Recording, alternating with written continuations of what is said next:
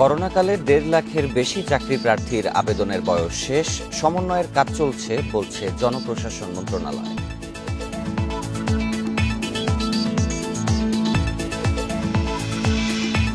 Triple থ্রিতে phone করে খাদ্য সহায়তা না পাওয়ার অভিযোগ। ফোন করেছেন ২,৭৬,০০০, সহায়তা পেয়েছেন ৭,০০০ মানুষ।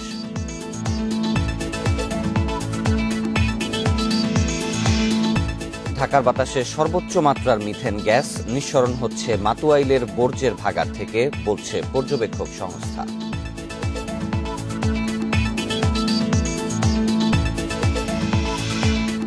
এবং নন্দীগ্রামে হারলেও তৃতীয় দফায় মুখ্যমন্ত্রী হতে বাধা নেই মমতার, উল্লাস না করে নেতাকর্মীদের করোনা ঠেকানোর আহ্বান।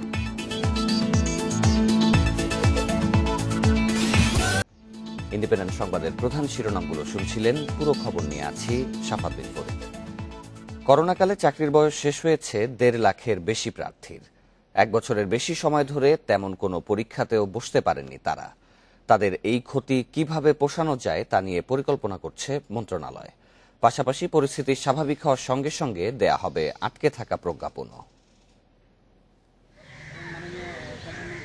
জগন্নাথ বিশ্ববিদ্যালয় থেকে অনার্স মাস্টার্স শেষ করেন রুবেল আহমেদ। চাকরির আবেদনের বয়স শেষ হয়েছে ৩ মাস। করোনার কারণে গত ১ বছরে আসেনি তেমন কোনো বিজ্ঞপ্তি, করতে পারেননি আবেদনও। টিউশনিও বন্ধ হওয়ায় তার সামনে এখন বড় অনিশ্চয়তা। কোনো সরকারি চাকরিতে আবেদন করতে পারছি না, একই অবস্থাতে আছি। আবার একদিকে আমাদের যে টিউশনি ছিল, টিউশনি করে আসলে মূলত জীবন ধারণ করতাম, সেই টিউশনিও চলে গেছে, এখন টিউশনিও নাই। চাকরি প্রত্যাশীদের নিয়ে কাজ করা সংগঠন বলছে, করোনাকালে বিজ্ঞপ্তি প্রকাশ হয়েছে মাত্র ১৩%। অনেক বিজ্ঞপ্তি আসেনি। এ সময়ে চাকরির বয়স শেষ হয়েছে ১.৫ লাখের বেশি প্রার্থীর। সংকট কাটাতে তাই আবেদনের বয়স বাড়ানোর দাবি তাদের। ১.৫ লক্ষ শিক্ষার্থী, তাদের এখন চাকরির বয়স শেষ হয়ে গিয়েছে এবং তারা কোনো প্রকার সুযোগ না পেয়েই তারা ৩০ বছর হারাতে চলেছে এবং এমন পরিস্থিতি নাই যে তারা ইভেন টিউশনিও এখন নাই। সো তারা একদম ফিনান্সিয়ালি একদম ভগ্ন একটা পরিস্থিতি আছে। বিভিন্ন জরিপ অনুযায়ী স্বাভাবিক সময়ের থেকে করোনার কারণে বেকারত্বের হার দ্বিগুণ। তাই এখন থেকেই সরকারকে নতুন কর্মসংস্থান সৃষ্টির বিষয়ে কাজ করার আহ্বান সংশ্লিষ্টদের। জনপ্রশাসন মন্ত্রণালয়ের আগের সিদ্ধান্তে ২০২০ সালের ২৫ মার্চ যাদের বয়স ৩০ বছর হয়েছে তারা আরও ৫ মাস ২৫ আগস্ট পর্যন্ত আবেদনের সুযোগ ছিল। তবে করোনা পরিস্থিতি স্বাভাবিক না হওয়ায় মন্ত্রণালয় বলছে এ ক্ষতি কিভাবে পোষানো যায় তা নিয়ে কাজ চলছে। এই পরিপ্রেক্ষিতে আরো আলোচনা আমাদের প্রয়োজন। আমরা আলাপ আলোচনা করে এটাকে কিভাবে অ্যাডজাস্টমেন্ট করা যায়, সেটি আমরা দেখব যতটুকু সম্ভব হয়। সেই সঙ্গে যেসব চাকরির বিজ্ঞপ্তি আটকে আছে সেগুলো করোনা পরিস্থিতি স্বাভাবিক হওয়ার পরপরই দেয়া হবে বলেও আশ্বস্ত করেছে মন্ত্রণালয়। নূরে আলম, ইন্ডিপেন্ডেন্ট নিউজ, ঢাকা। করোনায় কর্মহীন মধ্যবিত্তকে সহায়তায় চালু 333 নম্বরে ফোন করে খাদ্য সহায়তা না পাওয়ার অভিযোগ উঠেছে। তবে ত্রাণ সচিব বলছেন, যে পরিমাণে বরাদ্দ রয়েছে সে তুলনায় চাহিদা খুবই কম। এটুআইয়ের তালিকা অনুযায়ী দেয়া হচ্ছে সহায়তা। করোনার দ্বিতীয় ঢেউয়ে দরিদ্রের পাশাপাশি কর্মহীন মধ্যবিত্তকেও খাদ্য সহায়তা দেওয়ার উদ্যোগ নিয়েছে সরকার। মন্ত্রী জানান, এটুআই প্রকল্পের আওতায় 333-তে ফোন করলেই মিলবে সহায়তা। যে কেউ খাদ্য কষ্টে থাকলে 333-তে ফোন করলে তাকেও এই তালিকাভুক্ত করে খাদ্য সহায়তা দেওয়া হবে। 25 এপ্রিল ঘোষণা দেওয়া হলেও এখনো এ বিষয়ে জানেন না বেশিরভাগ মানুষ। এছাড়া ফোন করে সেবা না পাওয়ার অভিযোগ করছেন অনেকে। ফোন দিয়েছিলাম কিন্তু তেমন কোনো রেসপন্স পাইনি এখনো। করোনাকালীন অবস্থা, এখন চাকরিতে চলে গেছে, বেকার অবস্থায় আছে, খুব খারাপ অবস্থা। তো 333-তে ফোন করেছিলাম, ওখান থেকে কোনো সহযোগিতা পাইনি। এদিকে ত্রাণ সচিব বলছেন, যে পরিমাণ বরাদ্দ আছে চাহিদা তার চেয়ে অনেক কম। তবে ফোন করার পর এটুআইয়ের প্রশ্নগুলোর উত্তর সন্তোষজনক হলেই জেলা উপজেলা থেকে দেয়া হয় খাদ্য সহায়তা। এখন পর্যন্ত সারাটা ওরকম নয়। আমরা পর্যাপ্ত বরাদ্দ দিয়ে রেখেছি প্রতিটি জেলায়, এবং যে বরাদ্দ দিয়ে রেখেছি তারা যদি প্রতিদিন এখন যে সংখ্যাটা আছে তার চেয়ে অনেক বেশি হলেও কিন্তু আমাদের বরাদ্দের কোনো কমতি নেই। খাদ্য পাওয়ার যোগ্য বলে বিবেচনা হলো, বাস্তবে যখন গেল 20 থেকে 30% বাস্তবে কিন্তু তাদের খাদ্য দেওয়া যাচ্ছে না, কারণ দেখা গেল যে না, তারা খাদ্য পাওয়ার মতো উপযুক্ততা নয়। এটুয়ে এর কাছে সহায়তা চেয়ে 1 মে পর্যন্ত ফোন এসেছে 2,76,890টি। যাচাই বাছাই শেষে চাহিদা গ্রহণ করা হয়েছে 21,903 জনের। দেয়া হয়েছে অন্তত 7,000 জনকে। তবে ফোন করে সেবা না পাওয়ার বিষয়টি স্বীকার করেছেন প্রকল্প সংশ্লিষ্টরা। আপনি যখন ফোন দিয়েছেন আপনার আইভিআর এ আপনার ফোনটা আপনি রিসিভ করতে পারেনি, মানে আইভিআর রিসিভ করেছে কিন্তু আসলে এজেন্টের কাছে যা পৌঁছেনি, এটা একটা বিষয় আছে। সেটা হলো আসলে এখন প্রচুর হ্রাস হয়ে গেছে। এই আনঅ্যাটেন্ডেড থাকার জন্য আমরা এই বিষয়ে আমরা চিন্তা করেছি, সেটা ব্যবস্থা নিয়েছি। 333 সেবাকে আরো গতিশীল করার উদ্যোগের কথা জানিয়ে এটুআই সংশ্লিষ্টরা বলছেন তাতে আরো বেশি মানুষকে সেবা দেওয়া যাবে। Hasib Mahmud Shah, independent news, Dhaka. যত টাকাই লাগুক করোনার টিকা আনা হবে, দেশের সবার জন্য টিকা নিশ্চিত করা হবে বলে আশ্বস্ত করেছেন প্রধানমন্ত্রী শেখ হাসিনা। দরিদ্রদের মোবাইল ব্যাংকিং অর্থ সহায়তা কার্যক্রমের উদ্বোধন করে একথা জানান তিনি। এছাড়াও যেসব দল বা গোষ্ঠী সরকার উৎখাতের চিন্তা করছে, এই দুর্যোগে তাদের সাধারণের পাশে দাঁড়িয়ে আস্থা অর্জনের পরামর্শও দেন শেখ হাসিনা। গত বছরের মতো এবারও ঈদের আগে 2,500 টাকা করে প্রধানমন্ত্রীর উপহার পাচ্ছেন 36.5 লাখ দরিদ্র, যারা করোনায় কাজ হারিয়ে অসহায়। 5 মের মধ্যে মোবাইল ব্যাংকিং এর মাধ্যমে উপকারভোগীদের কাছে পৌঁছে যাবে টাকা। ক্যাশ আউট চার্জ ছাড়াই টাকা তোলা যাবে। গণভবন থেকে ভোলা, জয়পুরহাট ও চট্টগ্রামে ভিডিও কনফারেন্স করে দ্বিতীয় পর্যায়ের এই মানবিক সহায়তা কার্যক্রম উদ্বোধন করেন প্রধানমন্ত্রী শেখ হাসিনা। আমাদের এই বিপদের দিনে আপনি আমাদের পাশে দাঁড়িয়েছেন। আপনাদের নিরলস সচেতনতা, এই জন্য পরম প্রভুর কাছে আমার প্রার্থনা, এই মুহূর্ত নিজে আর পাশে এরা মার মতো ছায়া দিয়ে হারাইয়েন। প্রধানমন্ত্রী বলেন, অন্য কোনো রাজনৈতিক দল নয়, যুগ যুগ ধরে দুর্যোগে জনগণের পাশে থেকেছে আওয়ামী লীগ। যারা করোনাকালে সরকারের সমালোচনা করছেন, তারা কতজন মানুষকে সাহায্য করেছেন প্রশ্ন রাখেন প্রধানমন্ত্রী। অনেকেই শক্তিশালী বিরোধী দল চায়, আমরা তো বিরোধী দলে ছিলাম। আমরা বিরোধী দলে থাকতে সবসময় কোনো দুর্যোগ দুর্বিপাকে সবার আগে আওয়ামী লীগ ছুটে যেত মানুষের পাশে, এটাই বিরোধী দলের কাজ।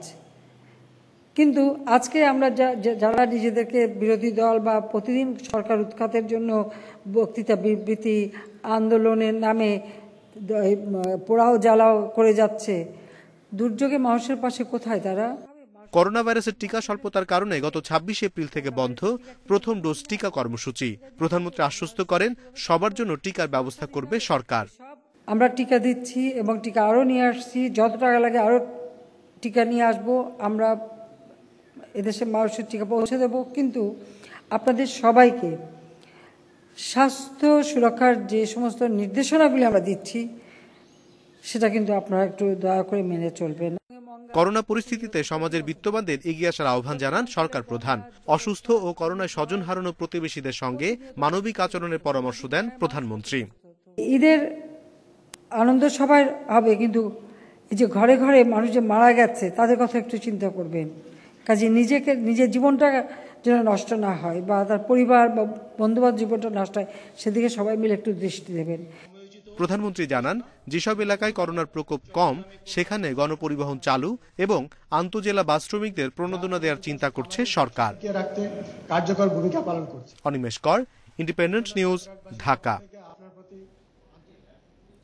দেশে করোনায় আরও 69 জনের মৃত্যু হয়েছে। এ নিয়ে মৃতের সংখ্যা দাঁড়ালো 11,579-তে। আর একদিনে করোনাক্রান্ত 1,359 জন। সংক্রমণ ও মৃত্যু নিয়ন্ত্রণে রাখতে সামাজিক দূরত্ব সহ স্বাস্থ্যবিধি মানায় জোর দিচ্ছেন বিশেষজ্ঞরা। রোববার দুপুর পর্যন্ত 24 ঘন্টায় 420টি ল্যাবে 14,158 নমুনা পরীক্ষায় করোনা শনাক্ত হয়েছে 1,359 জনের। পরীক্ষা বিবেচনায় শনাক্তের হার 9.6। এ পর্যন্ত দেশে করোনা শনাক্ত হল 7,61,943 জনের।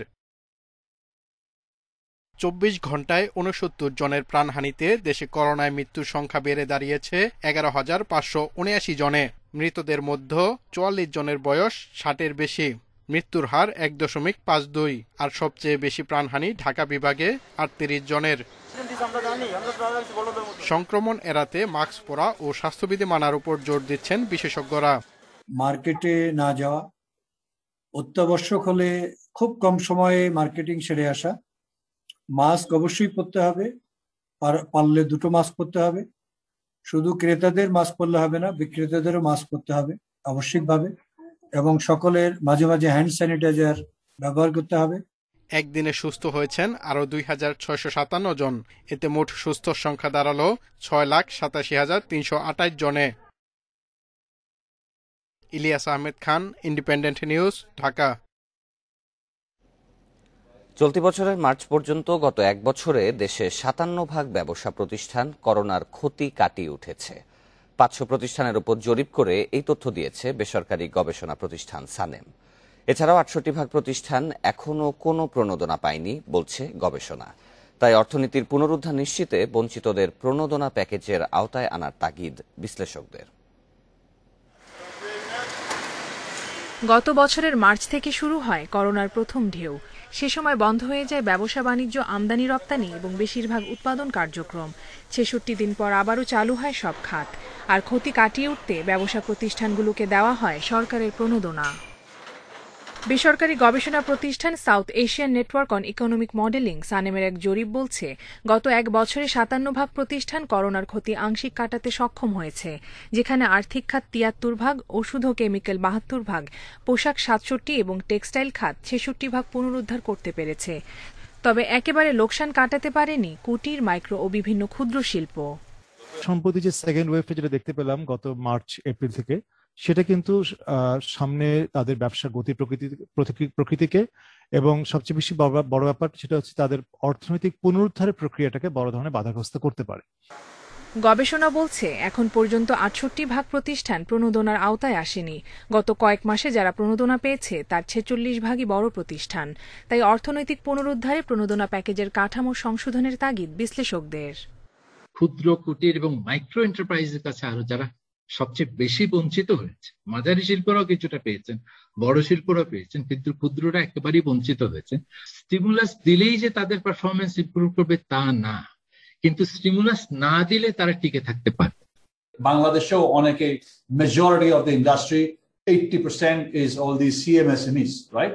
এদেরকে আপনি রিহ্যাবিলিটেট করার সময় শুধু খালি প্রণোদনা দিয়ে যে সবাই বেঁচে যাবে এটা না, কিন্তু এদের কিন্তু ডিজিটাল অ্যাটাচমেন্টটা বাড়াতে হবে। ব্যবসায়িক পরিবেশের উন্নয়নে এবং মহামারী পরিস্থিতিতে অর্থনীতি যেন স্থবির না হয়ে পড়ে, সেজন্য আসন্ন বাজেটে সুনির্দিষ্ট পরিকল্পনা নেওয়ার তাগিদ বিশ্লেষকদের। কপ্তিয়া মুমতাহানা, ইন্ডিপেন্ডেন্ট নিউজ, ঢাকা। বাজারগুলোতে ক্রেতা সমাগম তুলনামূলক বেড়েছে। এবারে খাগড়াছড়ির বাজার পরিস্থিতি নিয়ে সেখানকার অবস্থা জানাবেন সহকর্মী সমীর মল্লিক।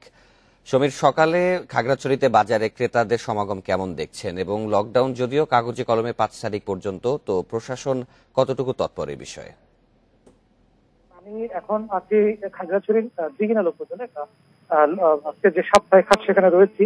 এখন এখানে ক্রেতাদের মধ্যে এবং বিক্রেতাদের মধ্যে আমরা যে বিষয়টা লক্ষ্য করেছি, আসলে মাস্ক পরার যে প্রবণতা সেটা কিন্তু খুবই কম, এবং অন্যান্য যে স্বাস্থ্যবিধি অর্থাৎ সামাজিক দূরত্ব এবং লকডাউনের আগে কিন্তু একটা ঘোষণা দেওয়া হয়েছিল যে উন্মুক্ত স্থানে যে হাট বাজারগুলো হবে সেটা কিন্তু নিয়ে যাওয়ার কথা ছিল, কিন্তু প্রশাসনের পক্ষ থেকে সেই পরিমাণ কোনোদিন এখন পর্যাপ্ত কোনো ব্যবস্থা নেওয়া হয়নি।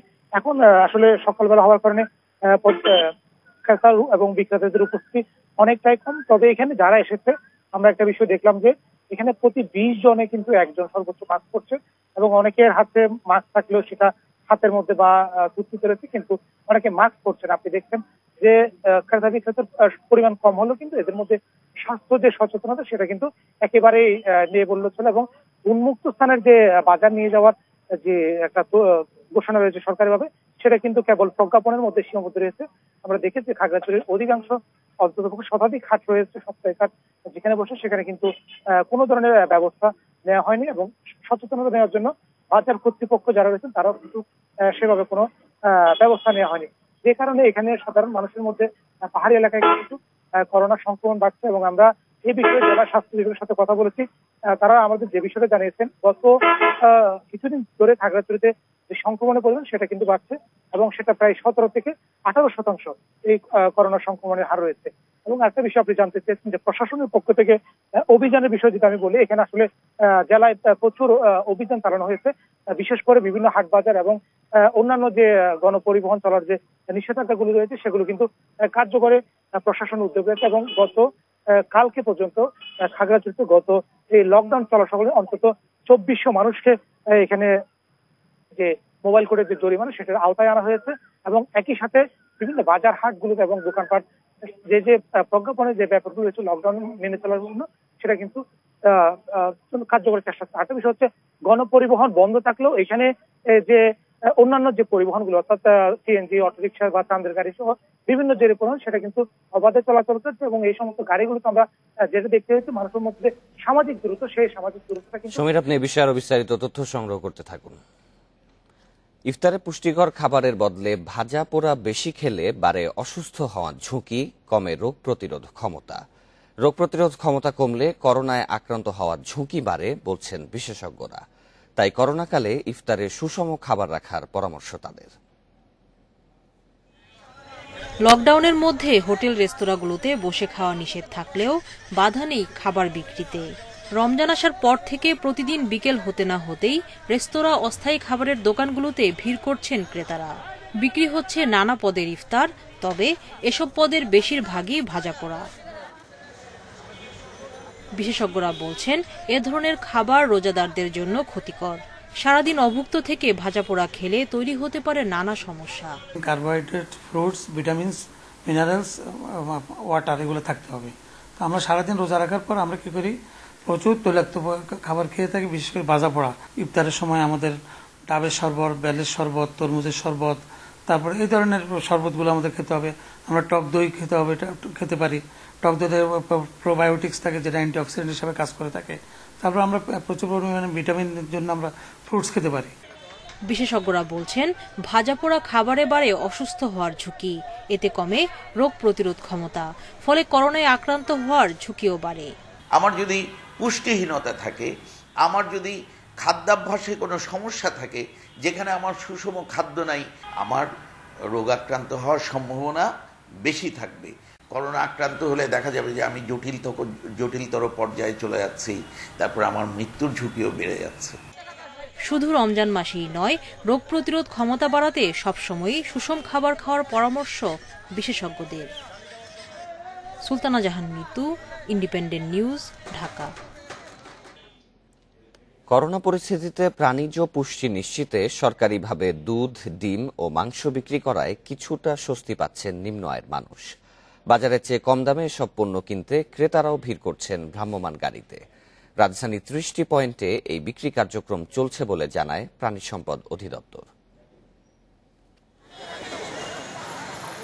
কোনো প্রচলিত বাজার নয়, এটি রাজধানী খামারবাড়ি এলাকার চিত্র। দীর্ঘ লাইনে দাঁড়িয়ে ভোক্তাদের দুধ, ডিম, মাংস কেনার অপেক্ষা।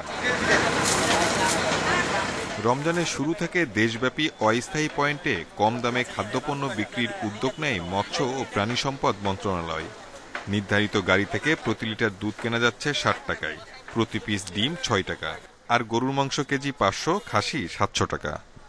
আমি আর আগে একবার নিয়েছিলাম দুধটা, আমার কাছে খুব ভালো মনে হচ্ছে, ওই জন্য আজকে আবার আসলাম। দোকানে হচ্ছে ৩০ টাকা করে হালি, এখানে আমরা সেটা ২৪ টাকা করে পাচ্ছি।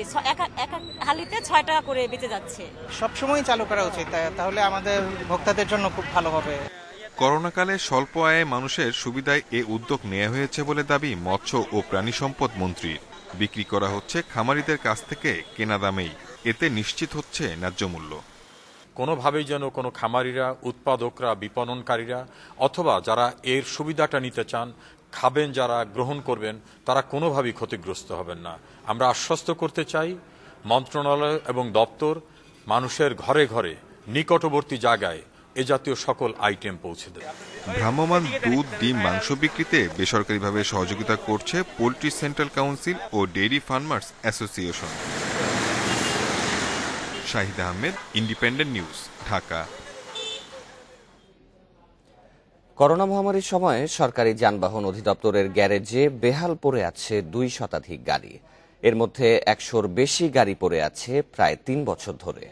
সংশ্লিষ্টদের অভিযোগ, নিয়মিত রক্ষণাবেক্ষণ খরচ দেখানো হলেও মূলত অযত্নে, অবহেলার কারণেই নষ্ট হচ্ছে এসব গাড়ি।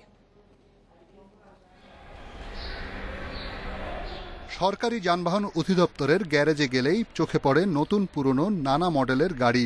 তবে এগুলোর বেশিরভাগই অকেজো। শুধু পুরনো নয়, অনেক নতুন গাড়িও পড়ে আছে বেহাল অবস্থায়। গ্যারেজে পড়ে থাকা গাড়ির মধ্যে ৪৪টি পোর্টন পার্সোনা, ৬০টির বেশি নিশান কার। যা আর কখনো ব্যবহার হবে না। দীর্ঘদিনের ধুলার আস্তর পড়েছে এসব গাড়িতে। আরও আছে একেবারেই অচল গাড়ি। এ বিষয়ে পরিবহন কমিশনারের সাথে ফোনে যোগাযোগ করা হলে তিনি জানান কোনো গাড়ি অচল পড়ে নেই। না, ঠিক আছে,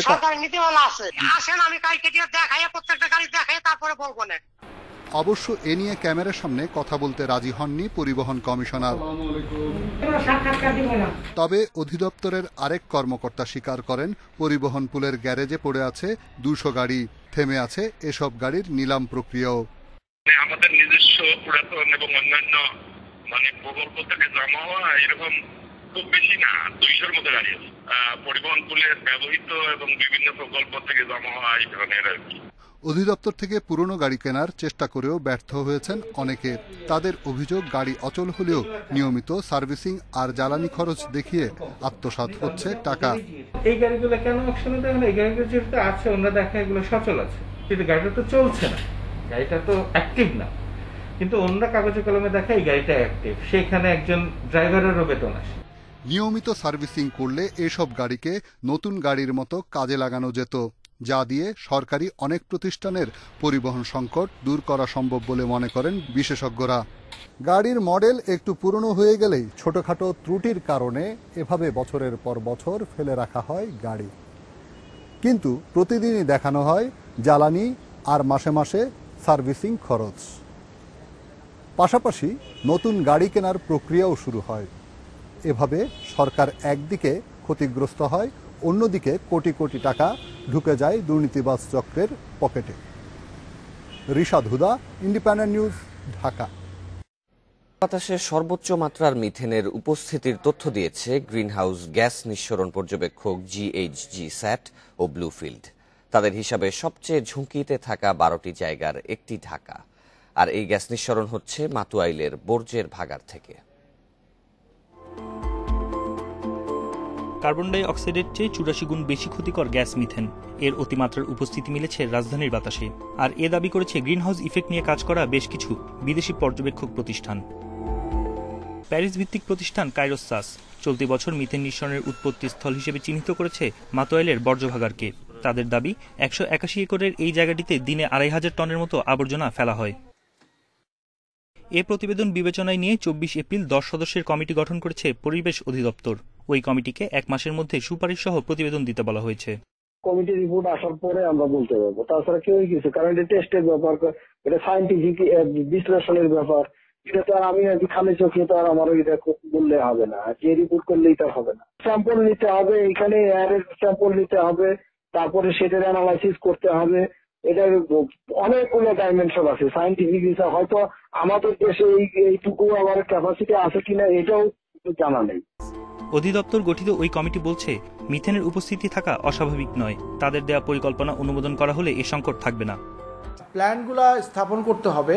ওই প্ল্যানগুলোর জন্য ওই জায়গা নির্ধারিত আছে, যেটা আমরা একটা ইকো টাউন হিসাবে বলা হয়েছে। এই ইকো টাউনটার মধ্যে আমাদের এখানে বিভিন্ন প্ল্যানগুলো বসবে, বিভিন্ন প্ল্যানগুলো আমাদের মহাপরিকল্পনা অনুযায়ী বসবে। এটার মধ্যে আমাদের পুনঃপ্রক্রিয়াজাতকরণ প্ল্যান্ট, আমাদের কম্পোস্ট সার, জৈব সারের প্ল্যান্ট, আমাদের বায়োগ্যাসের প্ল্যান্ট। তবে ঘন্টায় 4 কেজি মিথেন নিঃসরণের যে দাবি জিএইচজি সেট করেছে তার সঙ্গে একমত নন দেশের পরিবেশবিদরা।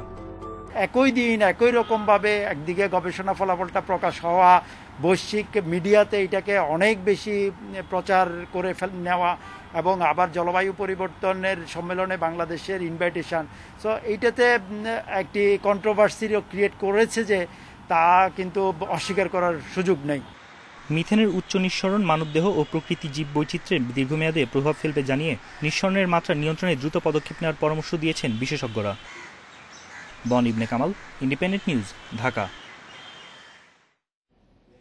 সিলেটের জৈন্তাপুরে ট্রাক চাপায় 3 মোটরসাইকেল আরোহী নিহত হয়েছেন। এ ঘটনায় আহত হয়েছেন আরও 2 পথচারী। রাত 1টার দিকে সিলেট তামাবিল মহাসড়কের দরবস্ত বাজারে এই দুর্ঘটনা ঘটে। নিহতরা হলেন স্থানীয় একটি গাড়ি মেরামতের গ্যারেজের সুহেল আহমদ, কানাইঘাট উপজেলার হাফিজ সুলতান আহমদ ও আশিক আহমদ। জৈন্তাপুর থানার ওসি গোলাম দস্তগীর জানান, দরবস্ত বাজার থেকে মোটরসাইকেল যোগে বাড়িতে যাচ্ছিলেন তারা। সে সময় বিপরীত দিক থেকে আসা সিলেট থেকে জাফলংগামী একটি ট্রাক মোটরসাইকেলটিকে চাপা দেয়। এ সময় ঘটনাস্থলেই 3 মোটরসাইকেল আরোহী নিহত হন। খবর পেয়ে পুলিশ ও ফায়ার সার্ভিসের কর্মীরা মরদেহ উদ্ধার করে ময়নাতদন্তের জন্য মর্গে প্রেরণ করেছেন।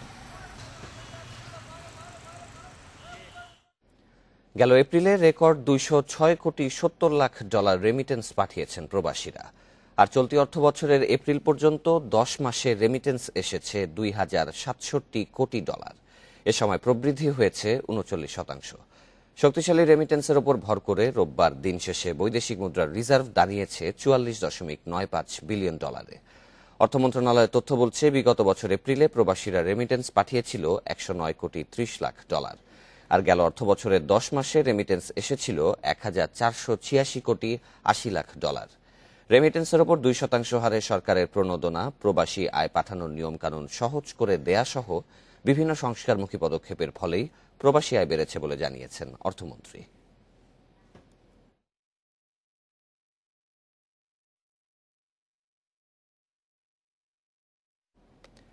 6 মাসেও বৃষ্টির দেখা নেই বরিশালে। প্রকৃতির বৈরী আচরণে নষ্ট হতে শুরু করেছে গ্রীষ্মকালীন বিভিন্ন ফসল। এ অবস্থায় কৃষকদের পরামর্শ দেওয়ার পাশাপাশি চাষাবাদে কৌশল পরিবর্তনের ওপর জোর দিচ্ছে কৃষি বিভাগ। এদিকে বিরূপ আবহাওয়ার কারণে কুড়িগ্রামে 3,500 হেক্টর জমির ধান নেকব্লাস্ট রোগে চিটা হয়ে গেছে। বরিশালে সবশেষ বৃষ্টি হয়েছে গত বছরের 31 অক্টোবর 4.8 মিলিমিটার। এরপর আর দেখা মেলেনি বৃষ্টির। দীর্ঘ সময় প্রকৃতির বিরূপ আচরণে এ অঞ্চলের গ্রীষ্মকালীন নানা ফসল এখন ক্ষতির মুখে। বৃষ্টিপাত নাই বিদে গাছে পূর্বার শক্তি পাচ্ছে না এবং সুতরাং সে সঙ্গে পোকায় ধরছে। বৃষ্টি হয় না দেখা আমাদের ফসল ওই আশানুরূপ হয় না, আমাদের লস। প্রখর রোদে বেশি ক্ষতি হয়েছে ঢেঁড়স, চীনাবাদাম, মিষ্টি আলু, মরিচ, ভুট্টা, সয়াবিন সহ অন্যান্য ফসলও। এই রবি ফসলে যদি বৃষ্টি যদি সময় মতো হইতো তাহলে ফলনটা অনেক বেড়ে যেত, মানে গাছের গ্রোথটাও বাড়তো, সাথে সাথে ফলনটাও বেড়ে যেত। এরই মধ্যে অন্তত 25% জমির ফসল নষ্ট হয়েছে উল্লেখ করে কৃষি বিভাগ বলছে, এমন পরিস্থিতিতে গ্রীষ্মকালীন ফসল চাষাবাদে কৌশল পরিবর্তনের কথা। বৃষ্টি হলে আমরা আরো বেশি ফলন আশা করতে পারতাম। তবে এক্ষেত্রে কৃষি সম্প্রসারণ অধিদপ্তর কৃষকের সাথে একেবারে রুট পর্যায়ে আমরা কৃষকদের পরামর্শ দিয়ে যাচ্ছি, যাতে এই করোনাকালীন সময়েও যাতে আমাদের উৎপাদন যাতে অব্যাহত থাকে। এদিকে বিরূপ আবহাওয়ায় কুড়িগ্রামে 3,500 হেক্টর বোরো ধান নেক ব্লাস্ট রোগের কারণে চিটা হয়ে গেছে। নষ্ট হওয়ার পথে আরো অনেক বোরো ক্ষেত। কৃষি বিভাগের পরামর্শ এবং সংক্রমিত জমিতে কীটনাশক ব্যবহারেও মিলছে না প্রতিকার। সার দিছি, আবার ওষুধ দিছি, মানে স্প্রে করছি 2বার, তারপরও ফলাফল ভালো আসে নাই। সব সিটি হয়ে গেছে, একটা ধানও নাই, মেলা টাকা খরচ হয়েছে, একটা টাকা উঠবেন না। এই অবস্থায় জেলায় বোরোর উৎপাদন লক্ষ্য পূরণ হওয়া নিয়ে দেখা দিয়েছে সংশয়। Mamunur Rashid, independent news desk. এদিকে মৌসুম থাকার পরও করোনা লকডাউনের কারণে খাগড়াছড়িতে ক্ষতিগ্রস্ত হচ্ছেন ফল ব্যবসায়ীরা। উৎপাদিত ফলের চাহিদা কম থাকায় কমেছে বিক্রিও, ফলে মৌসুমি ফল নষ্ট হচ্ছে বাগানেই। এদিকে ফলসহ অন্যান্য কৃষিপণ্য বাজারজাতকরণে সহায়তার আশ্বাস দিয়েছে কৃষি বিভাগ। পেঁপে, আনারস, তরমুজ সহ নানা মৌসুমি ফল খাগড়াছড়ি থেকে যায় দেশের অনেক জায়গায়। প্রতি বছর মহালছড়ি, দীঘিনালা, মানিকছড়ি সহ বিভিন্ন উপজেলায় উৎপাদিত আনারস অগ্রিম কিনে নেন ব্যবসায়ীরা। আবহাওয়া অনুকূলে থাকায় এবার ফলনও হয়েছে ভালো, তবে বিক্রি কমে যাওয়ায় লোকসানের আশঙ্কায় চাষিরা। লকডাউনের প্রভাবে অনেক জায়গায় বন্ধ হাটবাজার ও পরিবহন। এই সংকটের মধ্যে কিছু বাজারে মৌসুমি ফল নেওয়া হলেও ক্রেতা না থাকায় উঠছে না পরিবহন খরচও। এতে কৃষকের পাশাপাশি লোকসান গুনছেন খুচরা ব্যবসায়ীরাও। তারা জানান, লকডাউনের আগে 50 থেকে 60 টাকায় যে পেঁপে বিক্রি হতো তা এখন নেমে এসেছে 25 টাকায়। ঘন্টা 2 ঘন্টা দোকানদারি করে ইয়ার পরে যাই থাকে বিভিন্ন ওই ডাস্টবিনের গাড়িতে তুলে দিতে হয়, নত এদিকে ফেলে দিতে হয়, নত ওইখানে দিয়ে দিতে হয়। 10 টাকা বেচতেছে, এখন 10 টাকা, প্রতিদিনে 6 টাকা লস আছে আমাদের। মালই দেখেন কি পরিমাণ নষ্ট হয়েছে, আমাদের সামনে দেখেন। ব্যাপারীদের কাছে বিক্রি করতে পারতাম, এখন লকডাউন হওয়ার কারণে তো আমরা বিক্রি করতে পারতেছি না, পরে খুচরা বিক্রি করতেছি, কিন্তু আমাদের লস হচ্ছে আর কি। করোনার প্রভাবে শ্রমিক ও যানবাহন না পাওয়ায় ফল বাজারজাত করতে পারছেন না কৃষকরা। তবে কৃষিপণ্য যাতে খেতে নষ্ট না হয় সেজন্য সম্মিলিত উদ্যোগের কথা জানিয়েছে কৃষি বিভাগ। 6,000 মেট্রিক টন পেঁপে উৎপাদন হবে। আমি আশা করি এবার মৌসুমি ফলগুলা লকডাউন যদি গভর্নমেন্ট পরিবহনের ক্ষেত্রে শিথিল করেন এবং চলাচলের সহায়তা করেন, তাহলে আমরা খাগড়াছড়ি কৃষকগণ উৎপাদিত আনারস এবং পেঁপে বিক্রি করতে লাভবান হবে, তাদের সচ্ছলতা আসবে বলে আমি বিশ্বাস করি। কৃষি বিভাগের হিসেবে প্রতি বছর খাগড়াছড়ির পাহাড়ি অঞ্চলে বিভিন্ন জাতের প্রায় 1,40,000 টন ফল উৎপাদিত হয়। Independent news desk. সরকারের নিষেধাজ্ঞা থাকলেও নাটোরে একের পর এক কৃষি জমিতে পুকুর খনন চলছেই। 3 বছরের জেলায় পুকুর খনন হয়েছে প্রায় 6,000, যার বেশিরভাগই কৃষি জমিতে। এতে কমছে ফসলি জমি, অন্যদিকে ওইসব পুকুরের আশপাশের জমিও অনাবাদি হয়ে পড়ছে। নাটোর দেশের অন্যতম প্রধান ধান উৎপাদনকারী জেলা। এছাড়াও গম, ভুট্টা সহ নানা ফসল ফলে সারা বছরই। তবে গত কয়েক বছর ধরে একের পর এক পুকুর খননে কমছে কৃষি জমি। কৃষি বিভাগের তথ্য মতে জেলায় 2017 সাল থেকে 2020 সাল পর্যন্ত 5,898টি পুকুর খনন করা হয়েছে, যার ফলে কৃষি জমি কমেছে প্রায় 1,766 হেক্টর। ক্ষতিগ্রস্তরা বলছেন, ফসলি জমিতে পুকুর কাটা হলে আশেপাশের জমিও অনাবাদি হয়ে পড়ে। কে শুনে কার কথা? যারা টাকা পয়সা আছে ওরা মনে হয় যে কাটিচ্ছে। বিলটা সোনার ফসল ফলতো, কিন্তু এখনো উপযোগী ফসলের উপযোগী নাই বললে চলে। জমিগুলো আছে 10 কাঠা 5 কাঠা আছে, এগুলো এখন পুকুর কাটা ছাড়ার কোনো বুদ্ধি নাই। সরকার দেখতে হবে আসলে এই জমিটা পুকুর কাটা উচিত না অনুচিত। কৃষি কর্মকর্তারা বলছেন, এভাবে পুকুর খনন চলতে থাকলে জেলায় খাদ্যশস্য উৎপাদনে বিরূপ প্রভাব পড়বে। অদূর ভবিষ্যতে এটি যদি আমরা রোধ করতে না পারি, তাহলে আমাদের যেটি খাদ্য চাহিদা সেখানে কিন্তু বিরূপ প্রতিক্রিয়ার পড়ার সম্ভাবনা আছে। এবছর এর মধ্যে শতাধিক অভিযান চালানো হয়েছে উল্লেখ করে জেলা প্রশাসক জানান, অবৈধ পুকুর খননকারীদের বিরুদ্ধে অভিযান অব্যাহত রয়েছে। আর আমাদের যে কৃষি জমি যাতে কেউ কোনোভাবে খনন করতে না পারে এবং টপ সয়েল যাতে নষ্ট করতে না পারে, এবং আমরা যখনই খবর পাই, সেটি দিন হোক রাত্র হোক, যখনই আমরা খবর পাই তখনই কিন্তু আমরা সেটি রক্ষা করার জন্য আমরা খুব আন্তরিকতার সাথে এবং নিষ্ঠার সাথে আমরা কাজ করছি। জেলা প্রশাসনের তথ্য মতে বছরের প্রথম 3 মাসে 70টি মামলা হয়েছে। জেল ও জরিমানার আওতায় আনা হয়েছে 74 জনকে। Independent news desk. মসনদে মমতা নিরঙ্কুশ জয় পেয়ে সরকার গঠন করতে যাচ্ছে তার দল তৃণমূল কংগ্রেস। শেষ খবর পাওয়া পর্যন্ত 292 আসনের মধ্যে 215টিতেই জয় পেয়েছে তারা, আর বিজেপি পেয়েছে 75টি। এদিকে 34 বছরের বাম শাসনের পর এই প্রথম পশ্চিমবঙ্গে বিধানসভায় বাম জোট পেয়েছে মাত্র 1টি আসন। তৃণমূলের জয় মমতাকে অভিনন্দন জানান ভারতের প্রধানমন্ত্রী নরেন্দ্র মোদী, স্বরাষ্ট্রমন্ত্রী অমিত শাহ, কংগ্রেস নেতা রাহুল গান্ধী সহ বেশ কজন রাজনীতিবিদ। অন্যদিকে উল্লাসে মেতে ওঠে তৃণমূলের সমর্থকেরা।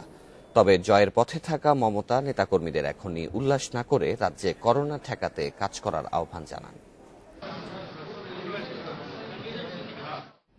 এদিকে নানা নাটকীয়তার পর অবশেষে নন্দীগ্রামে জয় পেলেন বিজেপির শুভেন্দু অধিকারী। চূড়ান্ত ফলে মমতা ব্যানার্জিকে 1622 ভোটে হারিয়েছেন তিনি। এর প্রতিক্রিয়ায় তৃণমূল নেত্রী বলেছেন, নন্দীগ্রাম নিয়ে তিনি চিন্তিত নন, বাংলার জয় ভারতকে বাঁচালো। তাহলে খেলা একটাই হবে 21-এর সাধারণ নির্বাচনে। পশ্চিমবঙ্গের বিধানসভা নির্বাচনে খেলা হলো, আর তাতে নানা নাটকীয়তার পর নন্দীগ্রামে তৃণমূল নেত্রী মমতা ব্যানার্জিকে হটিয়ে জয় পেলেন বিজেপির শুভেন্দু অধিকারী। ভোট গণনার এক পর্যায়ে মমতাকে জয়ী করা হয়। সে খবরে হুইল চেয়ার ছেড়ে পায়ে হেঁটে নবান্নের নিজ অফিসে যান তৃণমূল প্রধান। তবে এর কিছুক্ষণ পর জয়ী ঘোষণা করা হয় শুভেন্দুকে। এতে ভোট লুট হয়েছে দাবি করে আদালতে যাওয়ার হুঁশিয়ারি দেন Mamata. An election commission, I must say, how they fought with us, just like a BJP spokesperson. নির্বাচন কমিশনও আমাদের সঙ্গে বিজেপির মুখপাত্রের মতো আচরণ করেছে।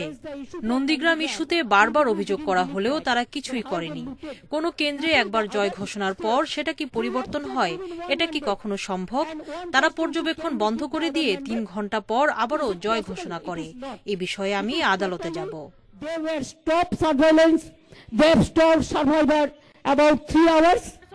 এই দোলাচলের মধ্যে রাজ্যের মুখ্য নির্বাচনী আধিকারিক আরিজ আফতাব জানান, নন্দীগ্রামে ভোট পুনর্গণনা হবে, তবে চূড়ান্ত সিদ্ধান্ত নেবেন রিটার্নিং অফিসার। এর কিছুক্ষণ পরেই আসে শুভেন্দুর জয়ের ঘোষণা। রিটার্নিং অফিসারের দেওয়া তথ্যে নন্দীগ্রামে 1,09,673 ভোট পেয়েছেন শুভেন্দু, আর মমতা পেয়েছেন 1,07,937 vote. and whatever we have given the commitment to the people, we will. আমরা নিরঙ্কুশ জয় পেয়েছি।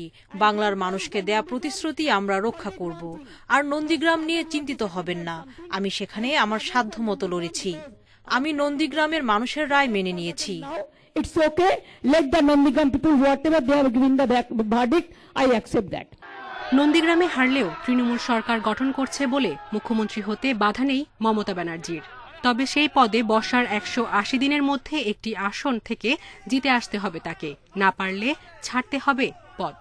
মুর্শিদাবাদের শমশেরগঞ্জ ও জঙ্গিপুরে 2 প্রার্থীর মৃত্যুতে ভোট স্থগিত থাকায় সেখানকার এক আসনে জিতে এলেই ঝামেলা মিটবে মমতা।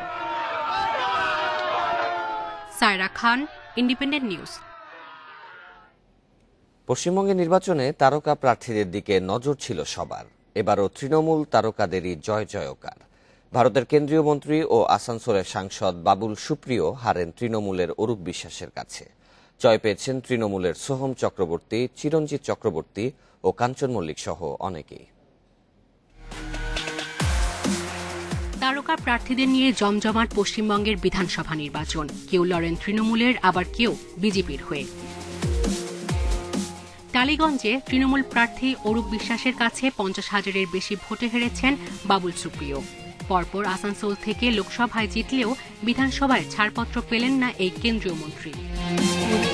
জয় পেয়েছেন টালিউডের নায়ক চণ্ডীপুরের তৃণমূল প্রার্থী সোহম চক্রবর্তী। অন্যদিকে বেহালা পূর্ব ও পশ্চিমে গেরুয়া শিবিরের 2 তারকা পায়েল সরকার ও শ্রাবন্তী চট্টোপাধ্যায় দেখেছেন হারের মুখ। আসানসোল দক্ষিণে তৃণমূলের সায়নী ঘোষ হারলেন বিজেপির আরেক তারকা প্রার্থী অগ্নিমিত্রা পালের কাছে। বারাসত কেন্দ্র থেকে পরপর 3 বার জয় পেলেন চিত্রনায়ক ও তৃণমূলের তারকা প্রার্থী চিরঞ্জিত চক্রবর্তী। 23,000-এর বেশি ভোটে জয়ী হয়েছেন তিনি। উত্তরপাড়ায় জিতেছেন কৌতুক অভিনেতা তৃণমূলের কাঞ্চন মল্লিক। সোনারপুর দক্ষিণে বিজেপির অঞ্জনা বসুকে প্রায় 9,000 ভোটে হারিয়েছেন তৃণমূলের তারকা প্রার্থী লাভলি মৈত্র। অভিনয় ছেড়ে রাজনীতিতে যোগ দেওয়া বিজেপির হিরণ চ্যাটার্জি খড়গপুর সদর কেন্দ্র থেকে 3,119 ভোটে হারিয়েছেন তৃণমূলের প্রদীপ সরকারকে। এছাড়া রাজারহাট গোপালপুরে জয়ী হয়েছেন তৃণমূল প্রার্থী গায়িকা অদিতি মুন্সি। চুচুড়ায় পরাজিত বিজেপি প্রার্থী লকেট চট্টোপাধ্যায়। সায়রা খান, ইন্ডিপেন্ডেন্ট নিউজ। ভারতে করোনা সংক্রমণ ঠেকাতে বিভিন্ন রাজ্য সরকার বিধিনিষেধ আরোপ করেছে। এদিকে রোববার দেশটিতে আরও 3,422 জনের মৃত্যু হয়েছে। নতুন করে রোগী শনাক্ত হয়েছে 3,70,000। দিল্লিতে টানা দ্বিতীয় দিন 400-র বেশি মৃত্যু হয়েছে। সোমবার থেকে 1 সপ্তাহ লকডাউন গেছে হরিয়ানায়। 10 মে পর্যন্ত কড়াকড়ি আরোপ করেছেন গোয়ার মুখ্যমন্ত্রী। বন্ধ থাকছে সব ধরনের ব্যবসা প্রতিষ্ঠান, দোকানপাট ও পর্যটন কেন্দ্র। 5 থেকে 19 মে পর্যন্ত ওড়িশায় জারি করা হয়েছে লকডাউন। এদিকে বিশ্বে করোনায় মোট প্রাণহানি 32,15,000 ছাড়িয়েছে। রোববার বিশ্বে একদিনে প্রাণ গেছে 9,500-র বেশি মানুষের। নতুন করে রোগী শনাক্ত 6,69,000। একদিনে ব্রাজিলে দ্বিতীয় সর্বোচ্চ মৃত্যু হয়েছে, মারা গেছেন 1200-র বেশি মানুষ। এছাড়াও যুক্তরাষ্ট্রে 306, রাশিয়ায় 342 এবং কলম্বিয়ায় 485 জন মারা গেছেন। প্রথম টেস্টের বাংলাদেশকে খুঁজে পাওয়া গেল না ক্যান্ডিতে। সিরিজের দ্বিতীয় টেস্টে শ্রীলঙ্কার বিপক্ষে 437 রানের টার্গেটে চতুর্থ দিন শেষে সফরকারীদের সংগ্রহ 5 উইকেটে 177, পিছিয়ে রয়েছে 260 রানে। পাল্লে গেলে টার্নিং উইকেটে শেষ দিনে ম্যাচ বাঁচানোর কঠিন চ্যালেঞ্জ বাংলাদেশের সামনে। বাংলাদেশের প্রথম 5 ব্যাটসম্যান তামিম, সাইফ, শান্ত, মুমিনুল আর মুশফিক আউট হন সেট হওয়ার পর। টেস্ট ক্রিকেটে সেট হয়ে আউট হওয়া বাংলাদেশের নিত্যসঙ্গী। সে কারণেই আরও একটা হারের অপেক্ষায় এখন সাদা পোশাকের বাংলাদেশ। 2 উইকেটে 17 নিয়ে চতুর্থ দিন শুরু করেছিল শ্রীলঙ্কা। 39 রান জেতে তাইজুলের শিকার ম্যাথিউস। শর্ট লেগে ক্ষিপ্র সাবস্টিটিউট ফিল্ডার ইয়াসির রাব্বি। আলোক স্বল্পতায় খেলা কম হওয়া ক্যান্ডির নিয়মিত চিত্র। এদিনও সেটাই হয়েছে। 11 বছর পর সেরিয়া চ্যাম্পিয়ন ইন্টার মিলান। ক্রোটোনোর মাঠে 2-0 গোলে জিতে শিরোপা জয় থেকে মাত্র 1 পয়েন্ট দূরত্বে ছিল ইন্টার। সাসুওলোর সঙ্গে আটালান্টা ড্র করায় মাঠে আর না নেমেই শিরোপা জিতল নেরাজ্জুরিরা। লিগের আর বাকি মাত্র 4 ম্যাচ, কিন্তু এরই মধ্যে 2 নম্বরে থাকা অ্যাটালান্টার চেয়ে 13 পয়েন্ট এগিয়ে ইন্টার। 19তমবার সেরিয়া শিরোপা জিতে উচ্ছ্বসিত সমর্থক ও ফুটবলাররা। মিলান জুড়ে চলছে তাদের বাঁধ ভাঙা উৎসব। ইন্টারের সেরিয়া জয়ে গুরুত্বপূর্ণ ভূমিকা রেখেছে রোমেলো লুকাকু ও লাউতারো মার্টিনেজ। এখন পর্যন্ত লিগে লুকাকুর 21 ও মার্টিনেজের গোল 15টি।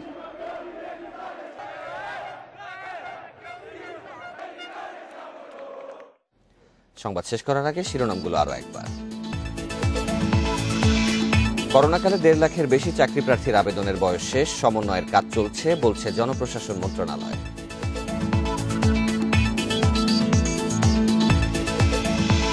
333-তে ফোন করে খাদ্য সহায়তা না পাওয়ার অভিযোগ। ফোন করেছেন 2,76,000, সহায়তা পেয়েছেন 7,000 মানুষ।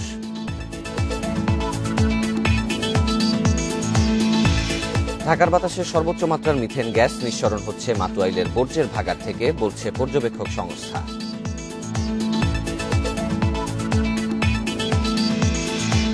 এবং নন্দীগ্রামে হারলেও তৃতীয় দফায় মুখ্যমন্ত্রী হতে বাধা নেই মমতার, উল্লাস না করে নেতাকর্মীদের করোনা ঠেকানোর আহ্বান। স্টিকি ফিনান্স, কাঠ, গাড়ি অথবা বাড়ি, সব রঙে কার্যকরী। আর এই ছিল এখনকার সংবাদে। ইন্ডিপেন্ডেন্ট টেলিভিশনের সব খবর আরো বিস্তারিত জানতে চোখ রাখুন ফেসবুক, ইউটিউব এবং টুইটারে। ধন্যবাদ সবাইকে।